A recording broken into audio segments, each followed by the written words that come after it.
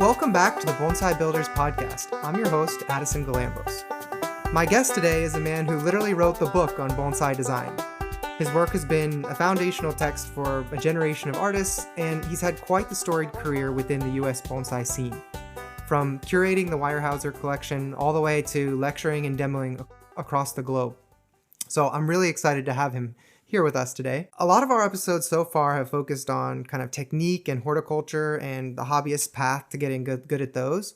But I wanted to dive deeper into the art aspect of bonsai. And so I thought that our guest today, Dave DeGroot, was the perfect person to chat about that with. So thank you, Dave, for joining me today. Oh, glad to be here. Thanks. I don't know if you want to add anything to your introduction or anything you want to say about yourself before we jump in.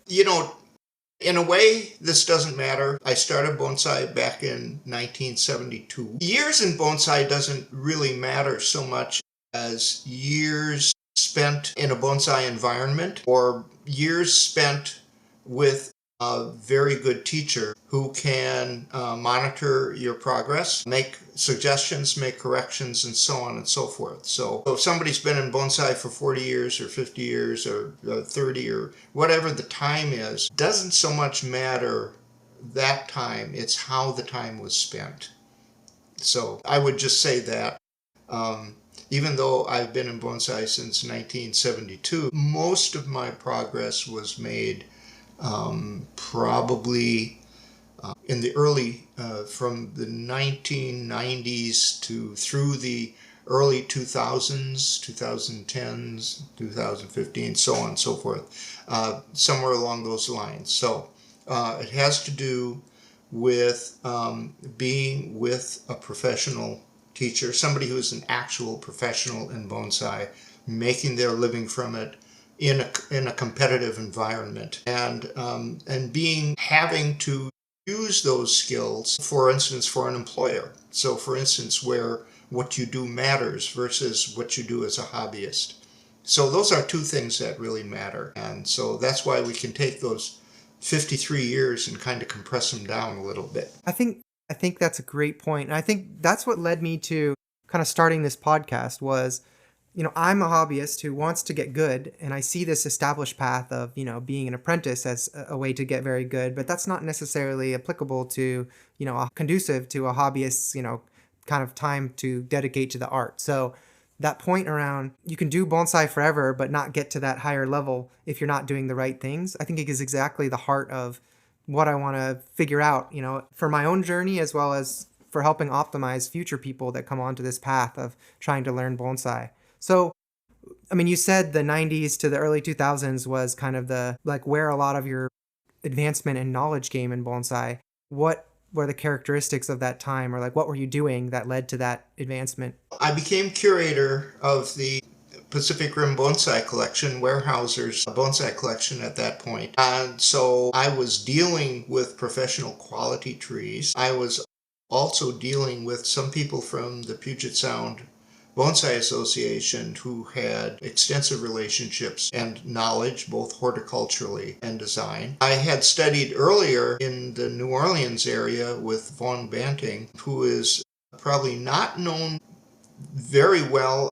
He's extremely well known in the Southeast. He's the person who created the very first flat-top bald cypress bonsai. And he has two of them. The original two that he created, one is at the U.S. National Bonsai and Penjing Museum in Washington, D.C., and the other one is at the Pacific Bonsai Museum in Federal Way. But he was well known and loved, and in fact did international work as a teacher and speaker. So it really started there, and then what I had learned from him and from others really took off when I was put in charge of a professional bonsai collection representing a Fortune 500 company. And so that meant that I was suddenly not only able to, but required to spend my entire days with bonsai and learning and refining and so on and so forth. Right around, I think it was either 99 or 2000, I began studying with Yasuo Mitsuya in Japan, and of course I was working full-time, so this involved taking leave of absence for a month at a time, 1 or 2 months a year over a period of 7 years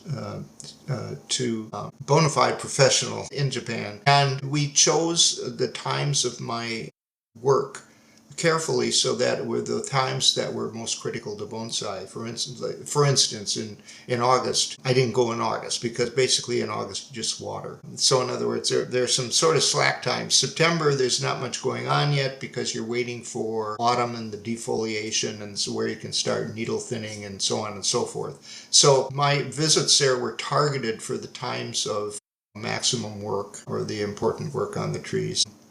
And then I had done 5 years of classes down in California with a visiting artist from Japan in azaleas, Tatamori Gondo. So after that, I did spend a short time in Japan with his teacher, Mr. Nakayama, and then did do a class or a course in Japan with Susumu Sudo, who's one of the leaders of the bonsai, let's say bonsai display school called Keido. And so I sort of focused on bonsai first, did some focused work on azaleas, and then did some focused work on display presentation. So that was the really important part of my life. And now I find that as you know, you reach a certain level of notoriety, let's say, within the community, and it's very easy to say, to stop learning, especially now that I'm retired, let's say. And so I found that what's really important is to not be too proud to take workshops, to be a student. You can't just be a professional, or you can't just be an artist, or you can't be somebody who in your own mind knows it all. You have to recognize that you don't, no matter what. And that other people have something of value to offer. Often my own students will say something that's enlightening to me or give me some piece of information that I didn't have before. That idea of constant learning is very important. Yeah, I think doubly or triply so in bonsai, where it's something that you have to learn over a lifetime anyways, right? So I wanted to kind of double click a little bit on your point around doing these kind of month-long stints in Japan over a 7-year period. That's something I've been very curious about as well, because like, yes, you would have to take time off work, but it's a little bit more accessible than maybe taking 5 years off in a row straight, right? Yeah. Like if you're doing that, you're going to go become a professional probably.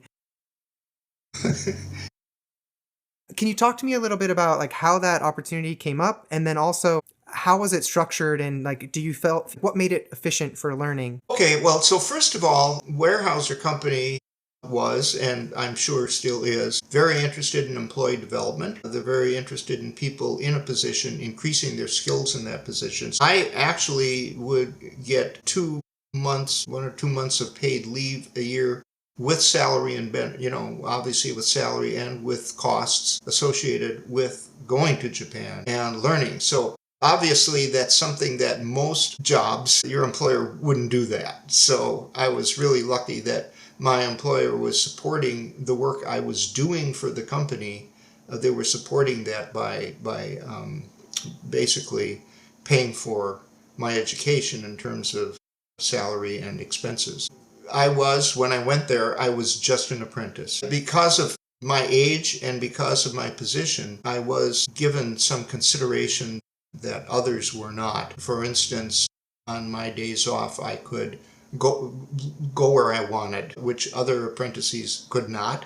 And in part, that's because apprentices would usually be with their bonsai teacher right out of high school, which meant not 18, but 16 in Japan. So they'd get the 16-year-old, and they were essentially surrogate parents.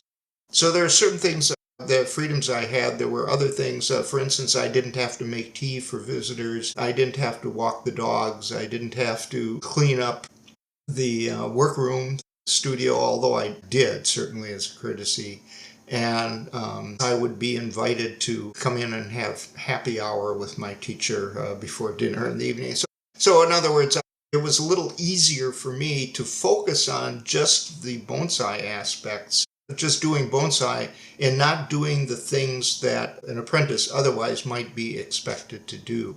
So, but be that as it may, when I was doing bonsai work, I was definitely an apprentice. Okay. And I would say that in terms of bonsai knowledge, in terms of bonsai skill and so forth, going from the US over to Japan was something like going from elementary school into college. There was, now that bonsai education has advanced so far in this country, and with professional people, highly skilled professional people in this country, that gulf is not so wide.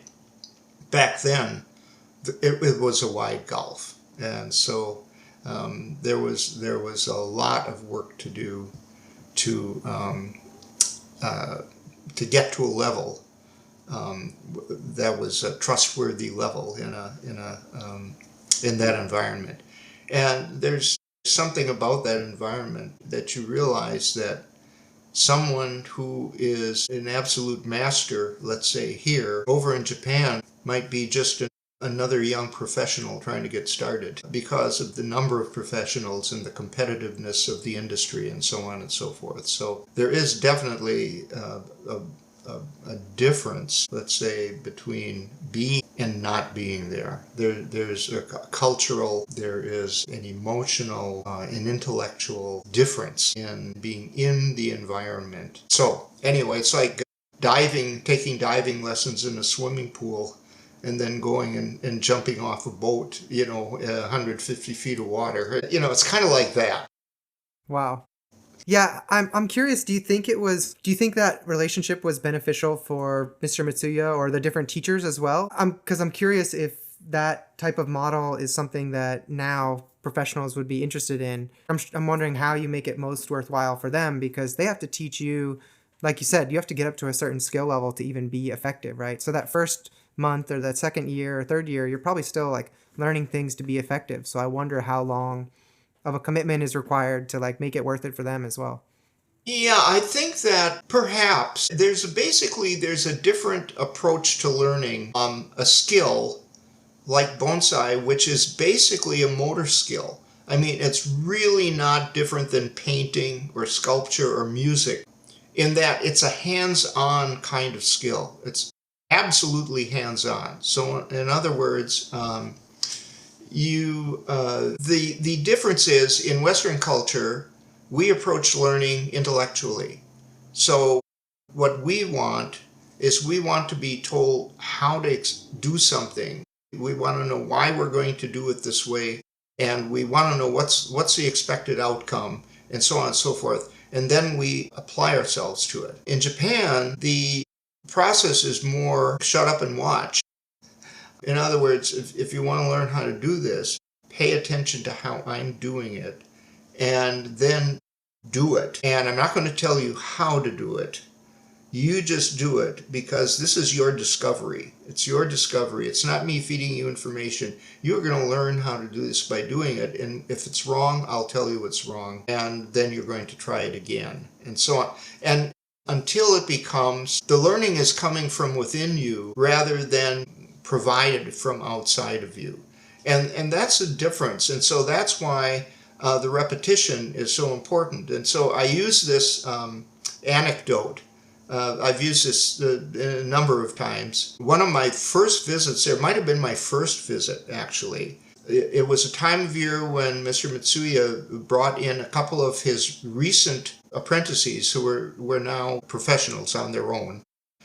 But he would bring them in to help out with the workload. So for instance, in autumn, when it's time, needle plucking time, and you're doing wiring and so on and so forth. And these two young men showed up one day. I was working on a tree and I was wiring it. And I was aware that from watching Mr. Mitsuya, I was aware that I was taking my time to figure out where I was going to place the wire and so on and so forth, selecting my wire gauge. And so I said, I'm sorry, I'm kind of slow with my wiring. And because I have to think about what I'm going to do. And this happened funny. They could both speak English, and they both said in unison, which surprised me. Don't think, just do. And the idea being that you have practiced this so much that, like driving a car, let's say, or swimming or whatever, that you are able to do this as sort of a motor skill, that you don't have to sit there and concentrate, or like reading, you don't have to say, let's see, this is CLOSE. Let's see, that could be, I think it's close, and then okay, now I've got that word. Now so it's you look at a sentence and you read the sentence. Yeah. A They're not. pianist looks at a measure of music with 30 notes in it and just sees it as like we would see a word and is able to play it. So the same thing as looking at a tree, looking at a branch, understanding what needs to be removed, understanding which wire you're going to use and where it will be anchored, and so on and so forth, like that. So that's a kind of thing that's really, and of course this is preparation for professionalism. So it's the kind of thing that is just repetitive motion kind of learning, body learning, muscle memory kind of thing. Yeah, for bonsai, there's really no substitute for actually getting the reps in doing the thing. What do you think about that difference in learning styles? Do you think that the US should adopt more of should US professionals be teaching in that manner? Or is there a hybrid approach that we have to kind of bow down to like how US learners are used to learning? No, I mean, because that's a cultural thing and we have a different culture. Okay. But we're always going to be, I mean, like I wrote a book on bonsai, right, on design. Okay, so design is of design and display are the two parts of bonsai that are more Cerebral or yeah, they're more yeah, in your head kind of a thing. You're looking at this, and you can do that by understanding, by being informed, and say. Still, doing it is really important because things can go wrong even in something like display, and you can make mistakes. So anyway, but those are the two things that are sort of the most intellectual elements of it. But the other parts are definitely learned by repetition. So let's say you go to somebody like Ryan, or I'm on the West Coast, so I'm most familiar with West Coast artists. Michael Hagedorn, for instance, you take their intensives. Well, the point of the intensive is to get you to do as much bonsai work in that time as you can. So, I mean, there's learning as in lecturing, like when I took my bonsai classes with Mr. Gondo, he would start out with a lecture, which was his acknowledgement that he was working with Western students. But then you would go in and you would start working on trees. And it was supervised work on trees. And so that idea of you can have that hybrid that you're talking about, where you're giving an explanation, but then it comes down to doing under supervision. And so that's a big part of learning, so that it's the doing of it that really makes a difference. So how did your book come about? Like, had you written textbooks in the past, or this was your first book that you wrote, or like what was the whole process for that? No, well, so when I was in New Orleans, I was able to pursue bonsai much more diligently than many people because my job was with the New Orleans Symphony. And that meant that at least half of my work was in the evening. The other half of my work was in the daytime. But that meant that apart from the practicing that I had to do, that I had a certain amount of flexibility in the week and so that allowed me to spend a lot of time doing bonsai. And so I got into it as kind of not just a hobby, but an avocation, let's say. And I became the editor of the newsletter and wrote many, many articles. We put out a monthly newsletter that was somewhere between 8 and 12 pages, and I created most of the content in the newsletter. And that became widely distributed to other bonsai clubs, even to clubs in other countries, England, Australia, and some South Africa, and some others, and Venezuela. And so, anyway, at one point, the president of the American Bonsai Society, whose name was Jack Weichel, is in Michigan, and has had a lot to do with the bonsai collection at the University of Michigan there, for instance. And Jack was president, and he said, "You've done all these articles. Why don't you do a little book for us? Do a book for us." So I did a basic bonsai design, was a kind of a half-page size spiral-bound booklet, 100 pages, I think it was, that I did for them. And that was in 1995. So that was, I'd been working at the collection for 5 years at that point. And so I put that together. But then it was also before I had gone to Japan. And so after I had been studying in Japan for some time, and I was just gaining a lot more information, let's say. And then I think it was actually after, no, it was before. I don't know the date of the first principles of bonsai design. I don't remember that, but it was probably in the teens, 2000 teens sometime, I'm not sure. And I came out with that, and that was expanded quite a lot. And then more recently, I came out with the second edition that was not just redesigned, it was professionally redesigned this time for the first time. But it also, I had added quite a few illustrations, I added some more information and edited some stuff in some of these on display and other things, and then changed the last chapter completely. So, that's the second edition of that book. So basically, what I could say is I made adjustments to it, depending on how much learning and experience I had, where I felt that I could edit this stuff and perhaps make it more usable. So that's that part. Very interesting. So it's almost like the third edition, or the third. Yeah, It's third gotten honed iteration, over let's say time. it Yeah. that. Yeah. So what I really like about your book is, for me, with having more of like an analytical mindset, it's cool to see design and art broken down into these like fundamental components of like proportion and flow. But I often think of art as like something that's like innate, like somebody just has a good eye or something like that. So I'd love your thoughts on that. Of like, do you identify as someone who's doing music probably as a career? You probably identify fairly as an artist. But I'm curious, like, your thoughts on that, and then how would you approach learning to have a good eye if you don't have that natural inclination? Yeah. Well, to have a good eye, you can't make someone have talent. You can't make someone have innate ability. The best you can do is by kind of analyzing what are the parts of this. The best you can do is to say, here are the parts in an organized way.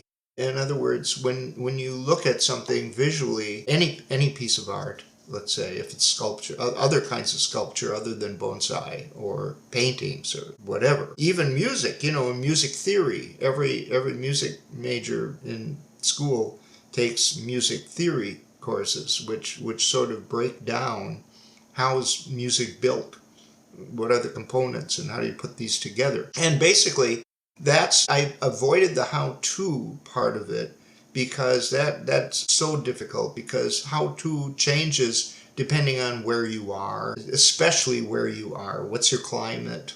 What's the season? And so there are so many things that when I go out to other parts of the country, I rarely try to give horticultural advice, as in what kind of soil should I use? Well, talk to your local expert, the best informed person. And then they say, well, how will I know who's the best person to ask?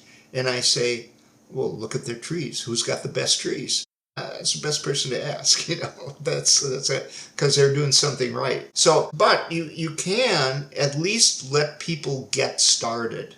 And getting started, there are certain aspects of art that they share in common. Like everything, proportion is one of those fundamentals, is proportion in a piece of art if it's realism. So in other words, if you're trying to portray an actual tree, instead of being an abstract design, but if you're actually trying to portray a tree, proportion is very important to making it look convincing, to making it look realistic. If you don't have the proportion right, it doesn't look realistic.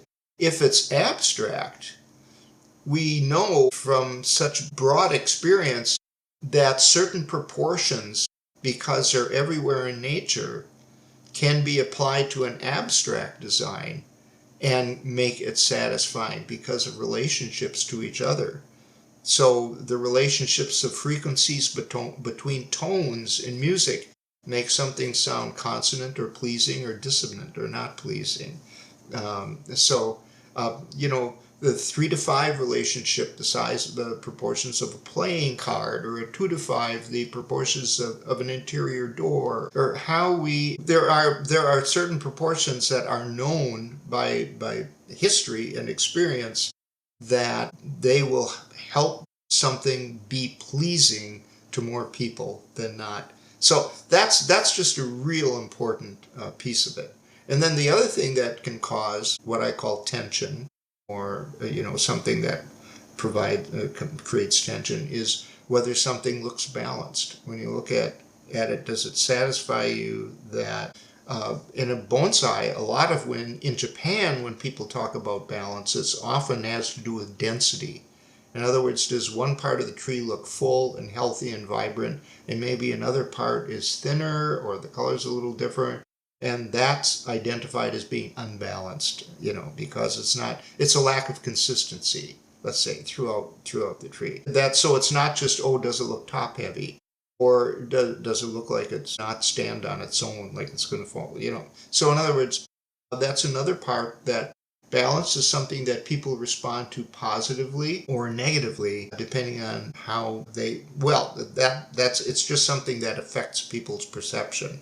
The last thing, and by the way, I should say that proportion is something you can measure. In other words, that's a measurement thing. So that's something that you can define, okay? Balance is also something you can measure. One thing is equal to something else, or it's not.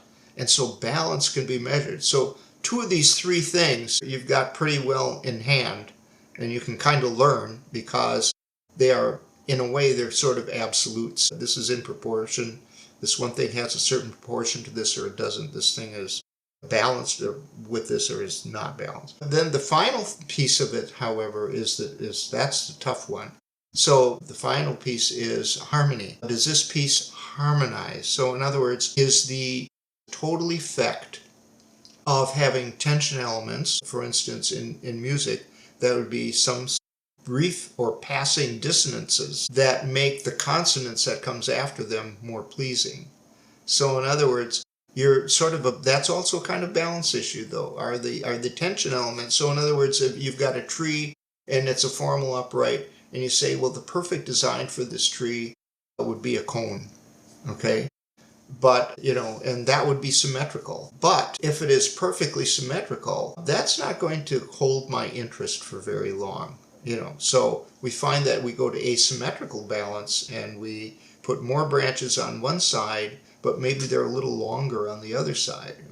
So we have to kind of look at that a little bit more. Or maybe there's a branch toward the top of the tree that's longer than some of the branches below it, or something, but we'll do something to break up the predictability of what we're looking at. And I call those tension elements, okay? Things that would be against the rules, if you want to say that. The rules of bonsai are mostly guidelines for saying, how can you make this satisfying to someone? Those are called repose elements. So if something satisfies your expectations, that's a repose element. So if it follows this rule, the first branch is 1/3 of the way up the trunk, and so on and so forth, we'd call that a repose element.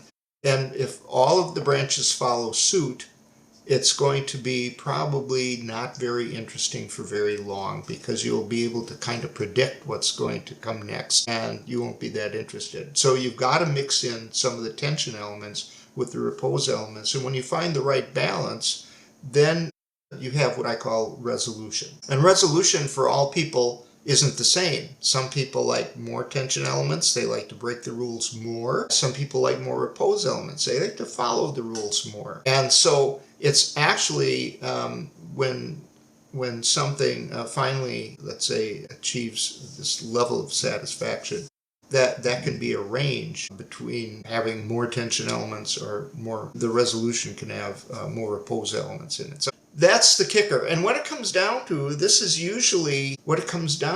therefore, is personal taste comes in, right? Because you are the person who decides what level of tension or repose is going to be right for you.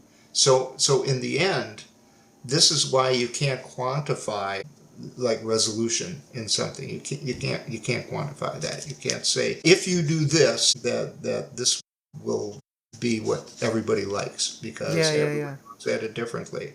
So, and that's what I've tried to break that down in my book and tried to explain that. So at least it's a guidebook, but it's a guideline for that. But I can't make myself or anyone talented. And I think about, so our baseball team here, the Mariners, just dropped out of the running for the pennant just the other day. So look at a professional baseball team. These are all people who have reached a very high level of professional ability. Okay, and yet there are always going to be two or three stars. There are going to be the guys who can actually hit the home runs. They're going to be the guys who can actually get the most strikeouts, and that's because there is an innate talent, or there is that.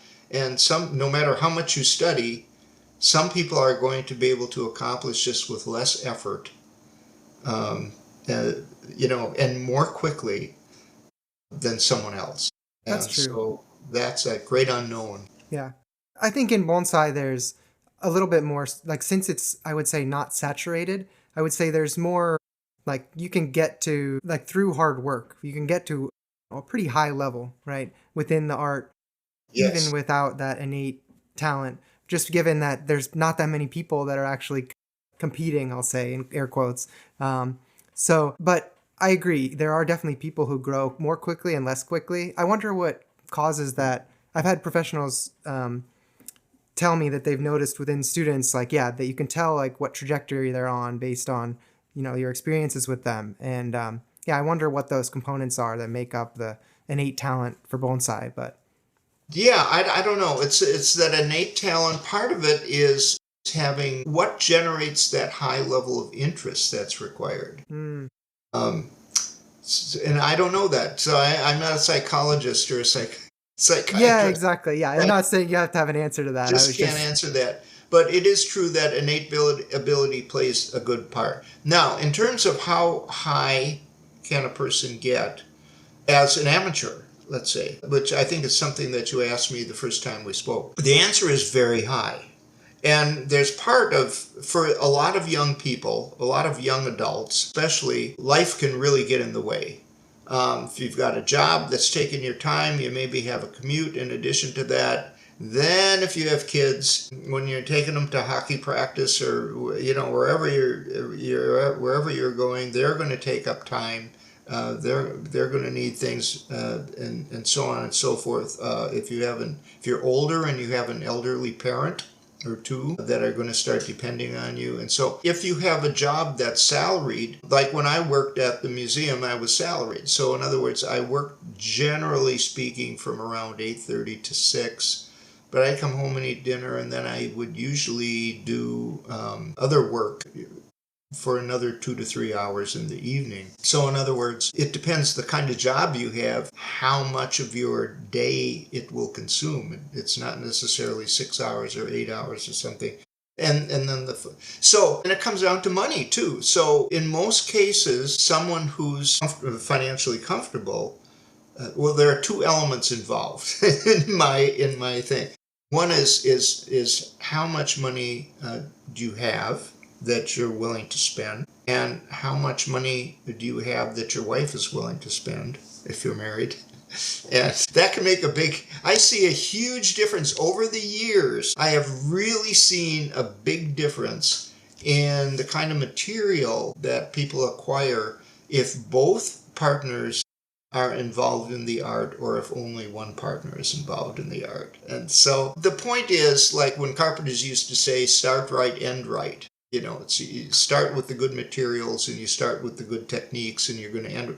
And so the same thing with bonsai. If you start out with a piece of good material, a piece that's healthy, a piece that has a nice base where you can find good rootage, if it has branches in areas where they're needed, so that you don't have to do what should I call it, remedial work, so that's not going to have you spend your time, let's say, doing a lot of grafting, or spend the next 10 years building a new top instead of refining the structure as much, or, so not that you can't do one without the other. You can do them both at the same time, certainly. But the material in many cases has a lot to do with how good is this going to be in the end, because it's not that high a quality material and you're going to have to spend more time doing sort of remedial work on it, or because it's basically just never going to be a really good piece of material because it just doesn't have the aspects of a good piece of material.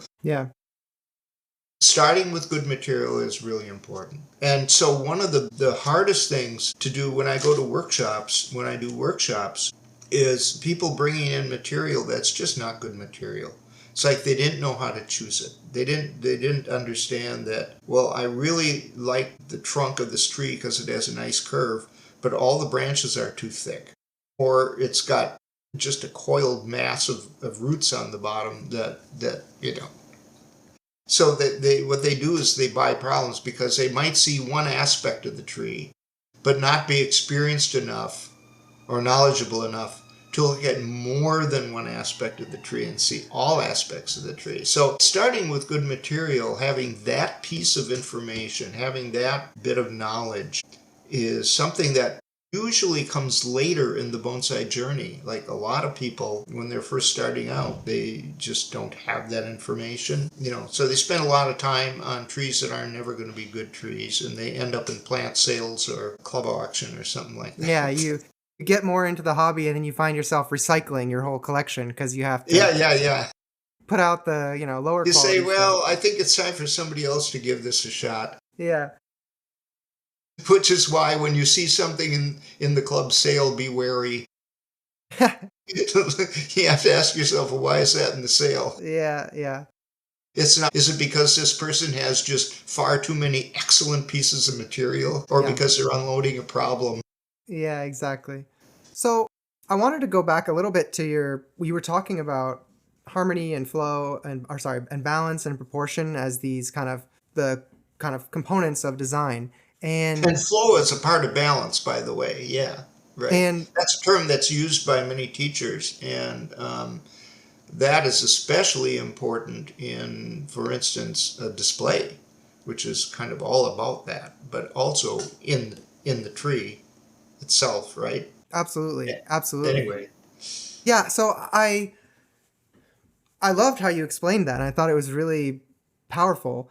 But I don't, in my experience in classes, in bonsai classes, like you mentioned, balance and proportion are absolutes, like they're measurable, right? But I don't know uh-huh. if I've ever been in a bonsai class where somebody was like, "Oh, let's measure the, length of the defining branch versus the, Right. distance from the middle of the trunk to the left side of the tree or whatever," right? So Yeah. we have these components, but when it comes down to it, I mean, each teacher kind of has their own vernacular, I'd say. Like learning with Ryan, there's a lot of like these components of, you know, the direction of the defining branch plus the direction of the apex plus the direction of the weight of the trunk equals the flow of the tree. So there are Uh-huh. like components that people teach, but I would Right. love if it seems like it would be a lot more powerful if we had more teachers teaching some of these like measurable and quantifiable elements as well in design. Well, one of the things, one of the reasons where this would be kind of a fool's errand to get into actually measuring all the branches on the tree per se is because trees never cooperate with us, especially when we're trying to scale them down. So you might see that because trees grow to grow into a much larger format than what we're trying to do with them. We are fighting against them. We're artificially fighting against them to get a pleasing proportion out of a tree that's essentially built to not have those proportions at that scale. And so when you start working on a piece of material, it's like, well, if I want to preserve the movement in this trunk, I am not going to have a progression of larger to smaller. At some point, there's going to be a section of trunk that's out of scale with what came before. And that's going to be a tension element that resides in this tree. That's Mother Nature is going to humble us by saying, there's certain things you can do here, but there's certain things you can't do, because I'm building a tree to be at a far different scale than you are building a tree. And um, so that's part of it, is that you can say, okay, now let's say you've got Canadian white spruce, for instance, that they grow as hedge plants in the nurseries, right? Well, those have just a ton of branches on them, right? So on something like that, if you've got almost an unlimited number of branches, if you would find the perfect piece of material that had the nodal points very close together, so that you could select a branch and you say, I want to have a right branch and a left branch and a back branch and so on and so forth. I want to have a right front quarter, and then I want to have a left rear quarter, and so on and so forth. Even if you had a tree that gave you that might allow you to get these ideal proportions. Like, it's easy to sketch those ideal proportions. But in fact, most trees that start out as nursery stock are basically built upside down for nurseries, for bonsai, and especially pines. And the reason is, they start out as little trees, 1-year-old, 2-year-old seedlings. They're in a 4-inch pot, and then the nursery puts them in.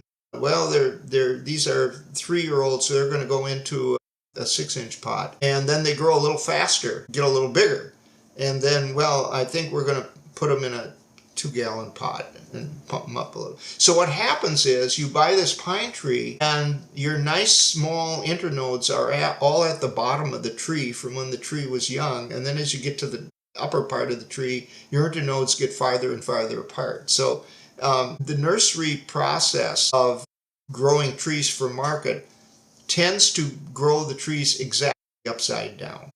So, but other trees do this too, or they've got a high nursery graft that makes it unsightly for us, or they've already cut off all the branches, the low branches that you might have been able to use, and so on and so forth. So there are a lot of problems that we encounter in trying to pick material out.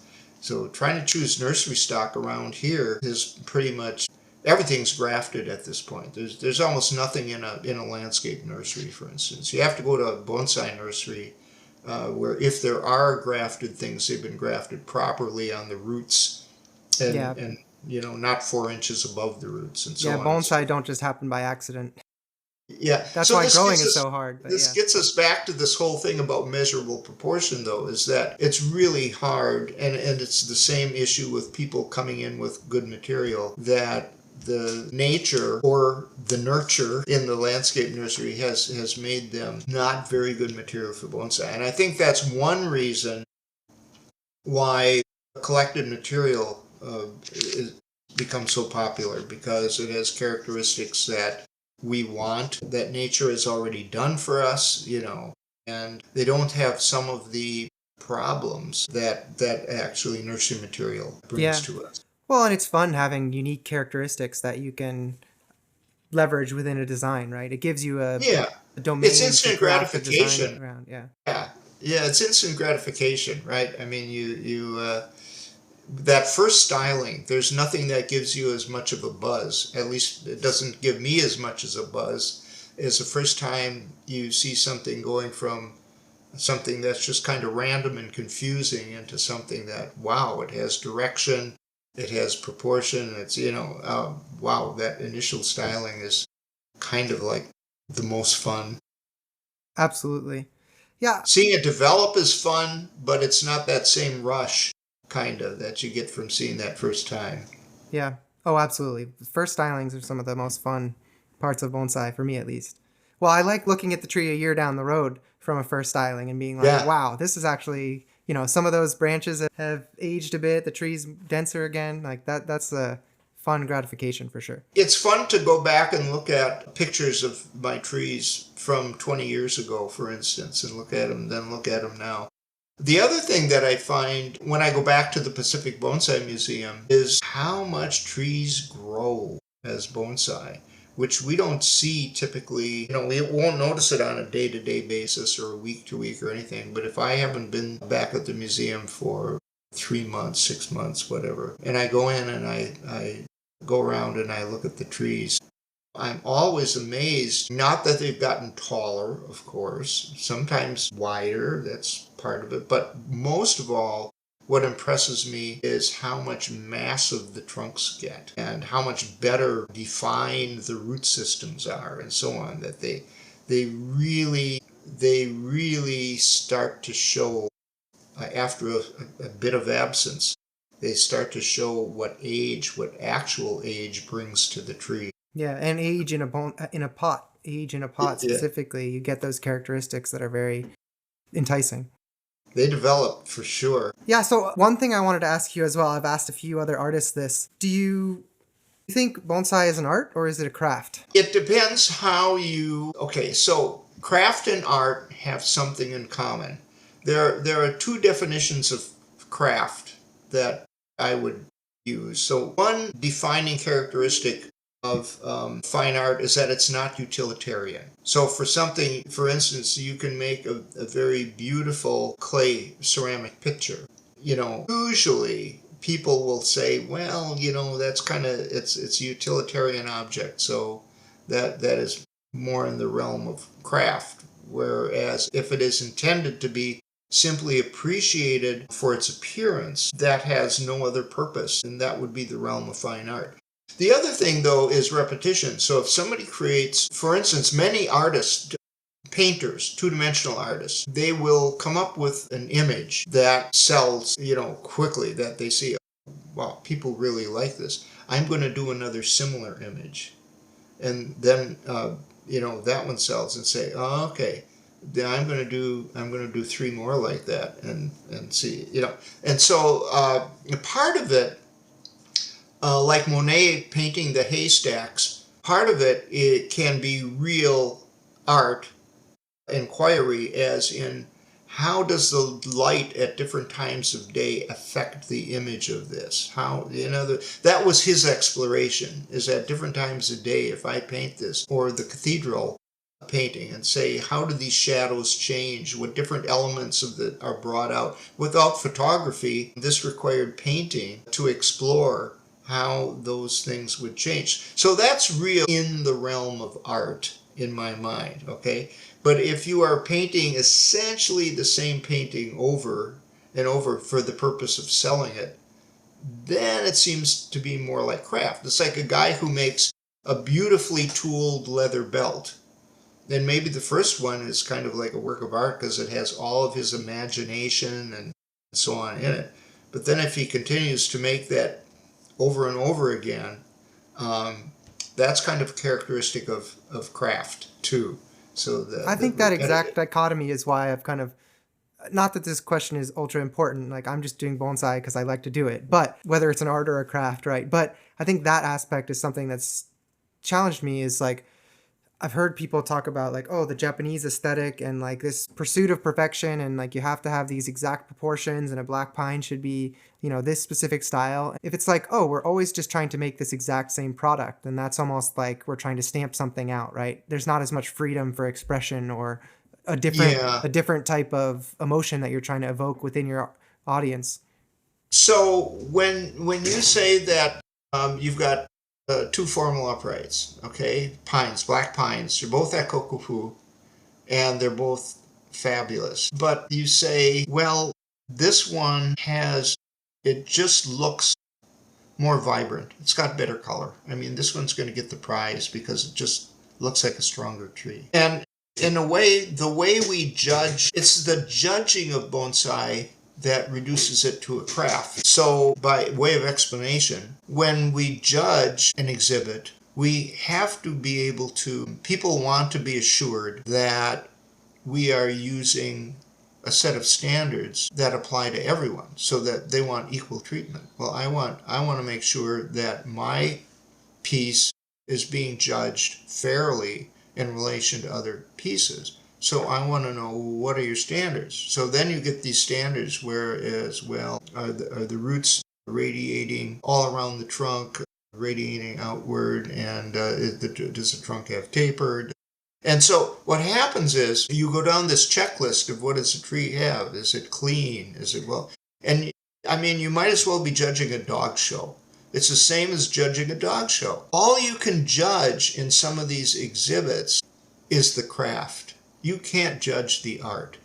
But somehow the art rises to the surface because the art is the part that after you've gone through the display and you've looked at everything, the art is what makes you go back a second time and look at 3 or 4 or 5 of those trees. And art is what makes you collar your friend and say, hey, did you see this one?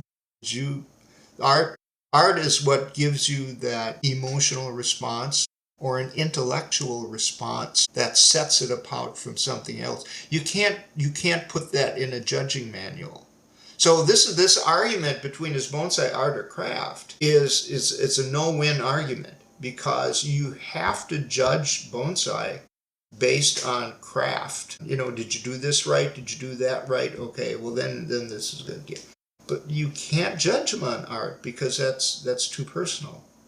Now, you can say that, in a way, all great art all over the world eventually became people's choice, because it eventually became artworks that a large number of people, scholars and lay people, came to agree that everybody, nobody who appreciates classical music, has gotten tired of hearing Mendelssohn or Bach or so, because these are things that simply live because you can see them, you can hear them rather, and each time you hear them, especially played live, you hear something maybe that you didn't hear before, or you come to an understanding about why the pianist did this that other pianists didn't, or something like that. So you come to this understanding, but that's in your head, or it's in your heart. And you cannot put that into. So this argument is based on, essentially, some of it too is like, if you have these little trees in pots that come over from China, where they've got 1 million of these trees in pots in the ground. Well, of course, I call them just horticultural oddities, let's say, or novelties, horticultural novelties, rather than bonsai, because obviously there's no art in that. That's a craft of repeatedly cranking out something that has a few bends in it. So that's a different thing. But if you look at a bonsai and it actually has an effect on you. So I define art as something that gives you emotional or intellectual satisfaction. Something, when you look at that moves you in some way, like it's either some kind of intellectual discovery that it allows you to have, or it's some kind of emotional response that it generates. That's the art. Judging is a craft. The craft gets you to the art, but to say that bonsai is one thing or another is to not understand bonsai. So I love that. Thank you for that's my that. opinion. That's a really nuanced take. I love that. Yeah, I hope there's more space for us to appreciate bonsai as an art and as a execution of these skills, right? A demonstration of skills in the future. I see shows like bonsai exhibitions as there's really the only place that we're exhibiting bonsai right now, right? So I wonder how we can make exhibitions more welcoming of the art aspect as well. Maybe it already is, but... Well, what can I say to that? Most of us are like most artists. For instance, most artists, to learn their art, what they do mostly is copy other works, because copying other works helps them understand how that artist got there. How did they do that? So when you see a lot of beginning artists in the two-dimensional art, sketchers, painters, they're drawing like a statue or some, or they're recreating other artworks, or maybe copying other artworks, and they're just trying to figure out a couple things. Is what are the techniques required to do that, number one, and number two, what can I find out that makes it special as I do it? And so most of our people, most of our bonsai, you have to realize that it's kind of a genre of art, of sculpture. It's a kind of a genre of sculpture. And most bonsai are intended to look like bonsai. And there's a very Mauro Stemberger just left this morning. He was here for 8 days. He made a comment, I think the last time he was here, he made a comment and somebody said to him, they were criticizing something he had done. And they said, well, that doesn't look like a real tree, that you've done that. And he says, of course not. It's a bonsai. And the point he was making was, yes, what we have are suggestions of a tree. They're edited, they're modified, they're added to, they're subtracted from, they're made to look, for the most part, like other bonsai. You're going to be hard put to find a tree in nature that looks like most of the bonsai that you will see. These are idealized images, and this is a genre within which we work. It's like genres in painting where you have realism, or you have abstraction, or you have impressionism. So different ways of rendering something. And when we render an image of nature, we render it in a certain way that is not that thing. So when he said, of course not, it's a bonsai, that was right to the point. It's what we do. So we work within this genre. Yeah. So, kind of bringing it full circle, I want to describe a little bit of how I've been approaching learning the art aspect of bonsai, and then get your take on how you would suggest people develop their taste and eye. I think similar to what you were saying earlier, how I started was trying to learn vernacular for describing designs, right? The flows or masculine or feminine, or these different words you can use to describe why your brain is telling you it's right or wrong. Try to find out more words that you can use to describe bonsai. So that's one. And then you can have those nuanced discussions with people, or understand how they put into words what's right or wrong when you're learning from someone who's a master. And then a lot of my original focus has been on just learn techniques and execute a cookie cutter or copy design of someone a bonsai. And then to me, I feel that the art will follow, right? Once you're able to accomplish a cookie cutter design, then you can experiment with adding more or less tension elements, or what your personal taste ends up developing to. But I find that when in the beginning I was very focused on I can't make a good line, or I can't make it look correct. But the journey to get good at technique is so long. I've been learning to wire for 3 years, and now I'm feeling more confident with it. But that journey of 3 years, I've learned so much about design, just focusing on am I wiring properly, right? Am I listening to what the tree's telling me? So now I feel once I have that technique mastered, I have more space to not only learn design, but actually execute on design. And so I didn't need to have worried as much at the beginning about design. I do need to worry about that and get better at creating compelling lines and things like that. But you also can, even if you don't have that at the very beginning, I do know people who their first month bonsai, they make cool lines whenever they wire a juniper whip or something like that, right? And that was something that I always struggled with at the beginning, but over time I've been getting better at.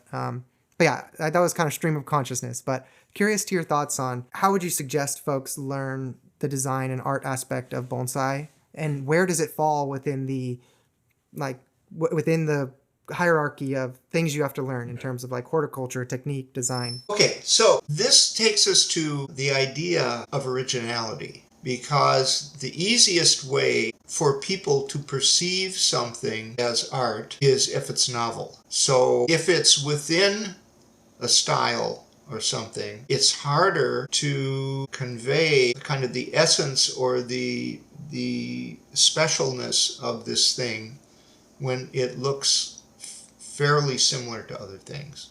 So, and of course, visual artists is all, this is the bane of the visual artists, with that I've got to do something that's new or that's unique to me, or it's got to be different. It can't be a better version of what's been before. It has to be something different. So we end up with the banana duct taped to the wall as fetching $6 million as being a work of art, because What's the idea behind that? Well, the idea behind it is I'm saying screw you to all those idiots who are going to pay for this.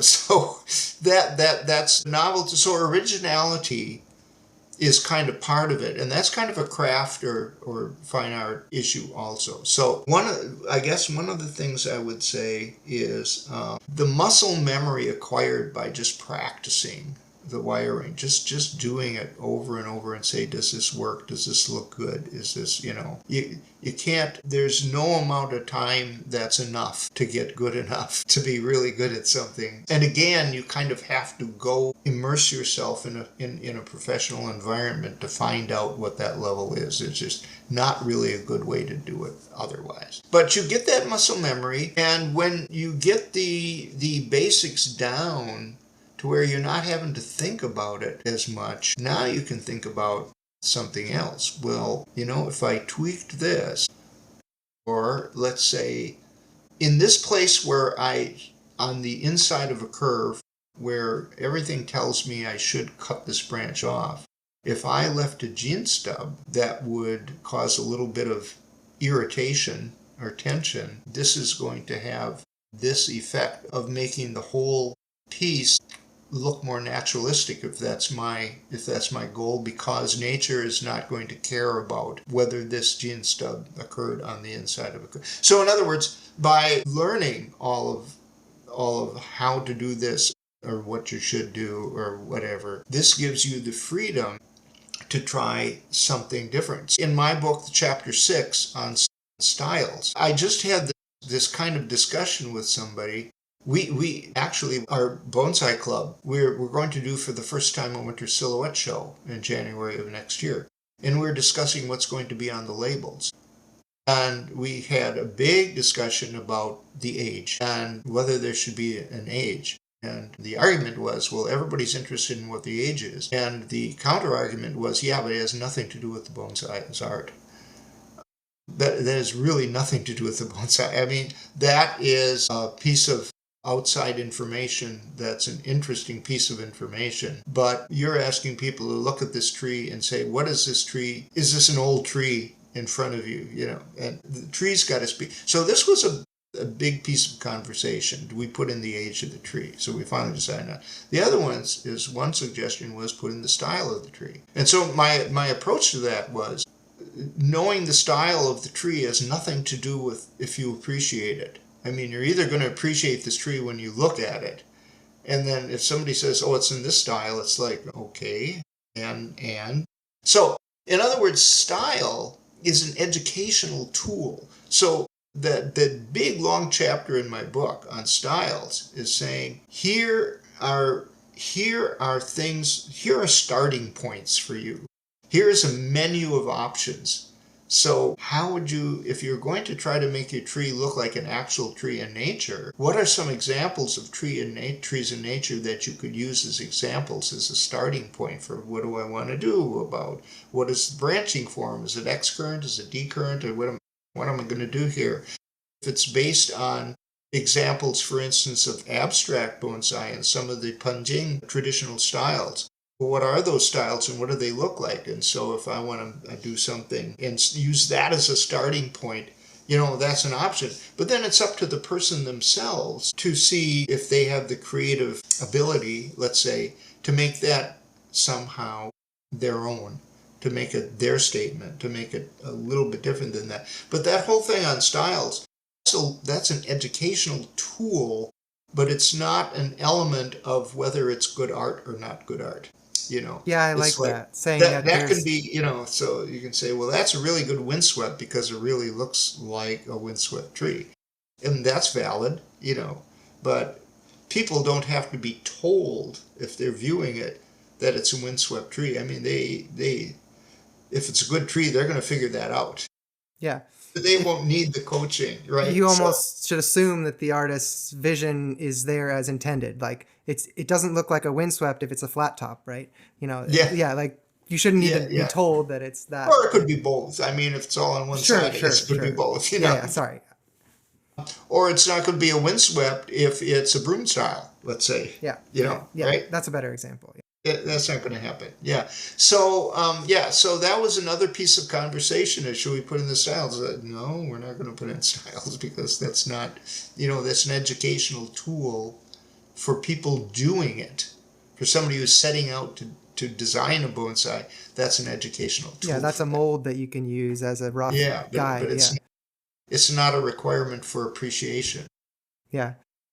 Well, I really like this tree, but it says it's a windswept and it's actually a slant style. It's like, okay, well, I can't appreciate it anymore.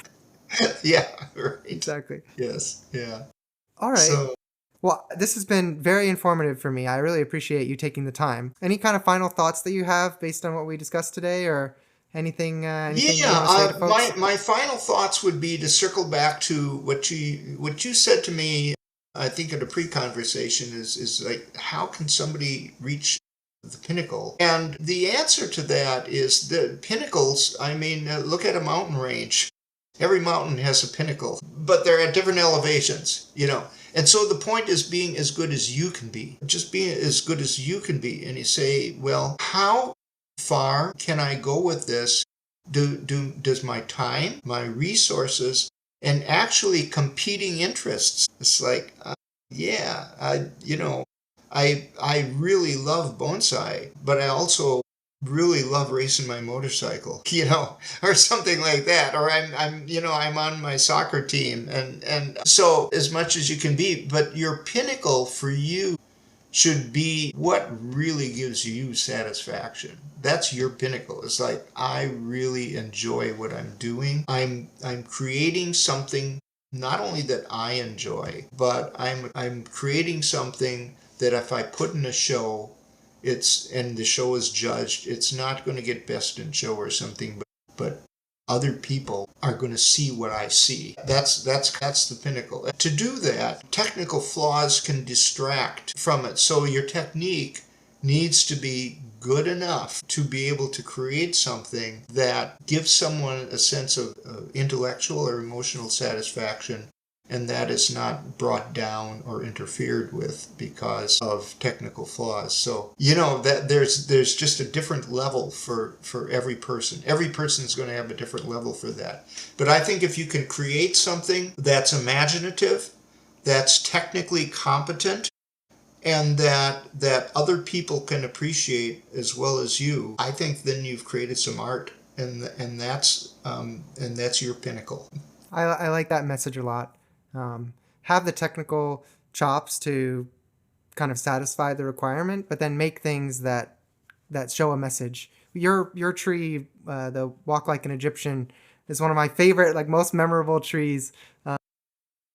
I really have appreciated chatting with you today and getting to kind of pick your brain. So thank you for and I appreciate your interest, and I appreciate the fact that you're willing to share information with a broader audience. So good job. Appreciate that. Of course. Thanks so much, Dave, and I hope you have a good rest of your weekend.